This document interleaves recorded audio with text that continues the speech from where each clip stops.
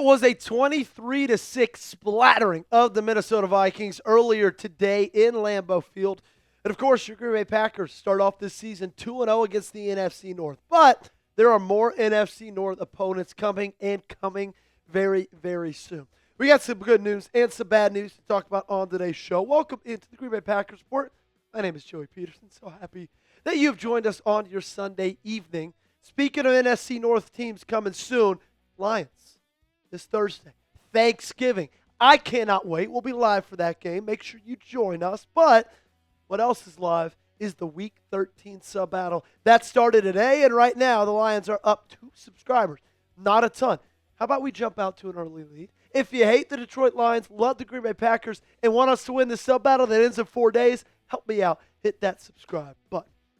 So, again, bad news, good news. We're going to start with the bad news.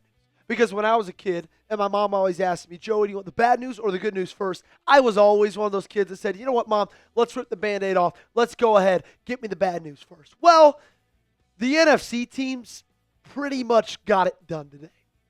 You needed some teams to lose to help you out, one of them mainly being the Chicago Bears, and unfortunately, they didn't lose, and pretty much all the other teams you needed to lose today didn't either.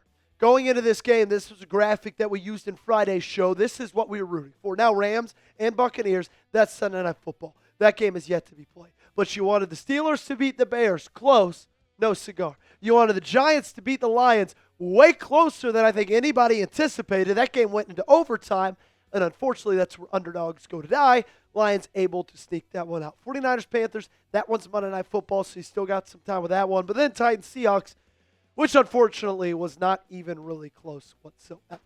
So, the NFC games came, the NFC games went, and you didn't really move up in your division like you really hoped to after beating the Minnesota Vikings.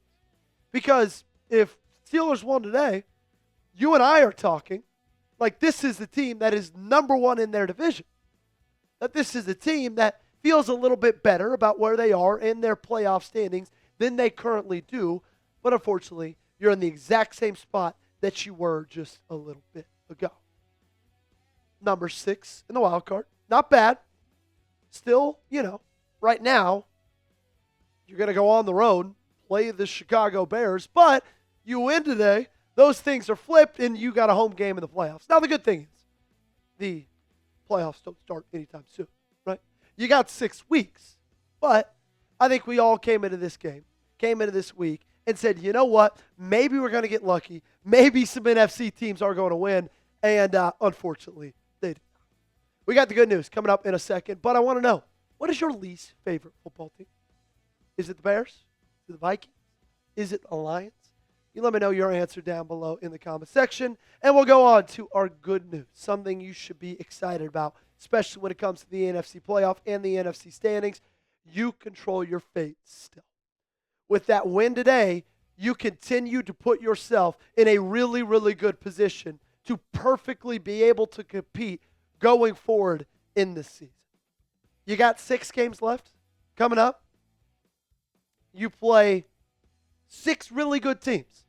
I believe the record combined of the teams you've got coming up is like 42-24. You play the Lions. You play the Bears twice. You go on the road and play the top team in the AFC and the Denver Broncos. The Baltimore Ravens have won 5 straight. Now, the Vikings suck, but you play them on the road. Hopefully at that point in the season, they've got nothing left to play for, and hopefully they would rather have a higher draft pick regardless.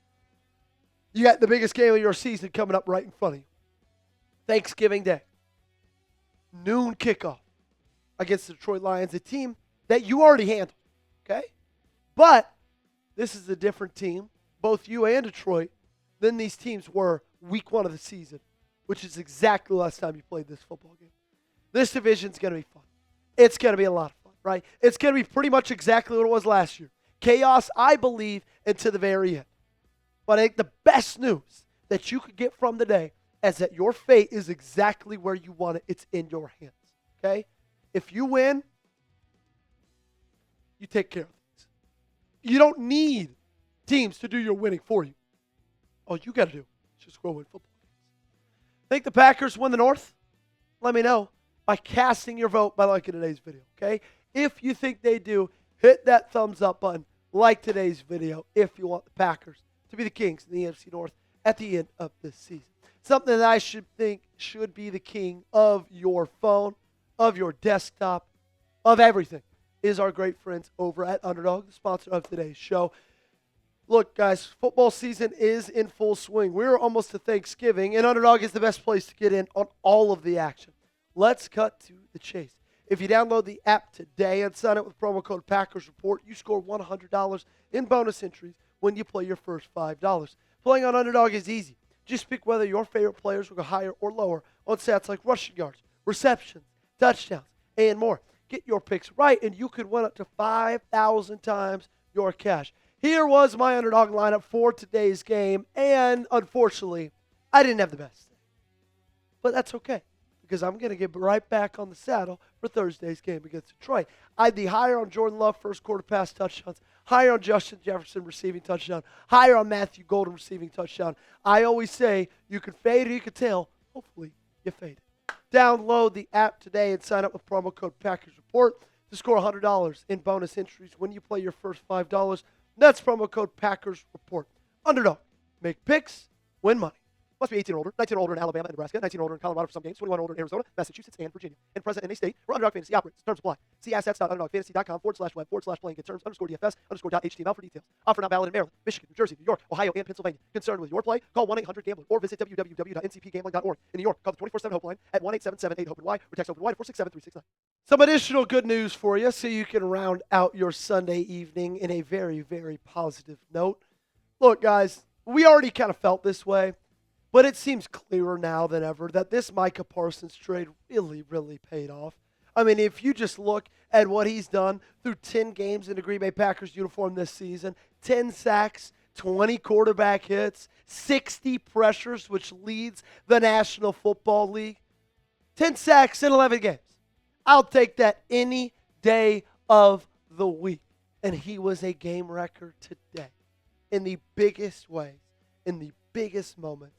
And I think he just shows you that he could be the most dominant player on the football field pretty much any given game. And I think he was that today. Number 2, I feel like Jacobs is probably going to be good against the Detroit Lions. Everything that we heard from today, like the reasons that he wasn't playing, makes me believe that he's going to be fine for Thursday's game against Detroit on Thanksgiving. Look, I believe that if their Week 13 game was on Sunday instead of Thursday, Josh Jacobs would have played this football. But I think they made the right choice, knowing it was going to be a short week, and he was 7 days removed from injuring his knee and having to leave the game against the New York Giants. They made the right call of, hey, don't put him out there. Don't play him. Okay, let him sit. Let him get rest. Let him get healthy. Okay? And so I feel good about his chances to play against Detroit. And hell, even if he doesn't, man, I saw a lot from Emmanuel Wilson that I really, really liked tonight that I feel good about your chances on Thursday, even without. But I do feel like you're going to have them. And number 3, Jayden Reed's going to be back soon, okay? We didn't cover this because this happened Friday when we were off, even though we still got you a video out on Friday. They opened up his 21-day practice window. Okay, this is happening a lot quicker than I thought it was. When the injury originally happened, I said, look, man, if he's back by week 17, I'm going to be healthy. It feels like he's going to be back even earlier than that, okay? You got 3 weeks to activate him to this roster, okay? You got 3 weeks to see how he's doing, how he progresses, and then once he gets to this active roster, boom, you could play him. Hell, you could play him this Thursday if you wanted to. Now, I don't think that's wise. I don't think they're going to. But things are trending in the right direction for Jayden Reed to where I feel like he might be able to play maybe when you play the Denver Broncos. And if not, hopefully the week right after that. That's going to do it for today's video. Make sure you got me followed Twitter, Instagram. I'm on both platforms. Make sure you are subscribed to the channel. Daily videos right here on the Green Bay Packers Report for the best fans in the entire league and the best fans in the entire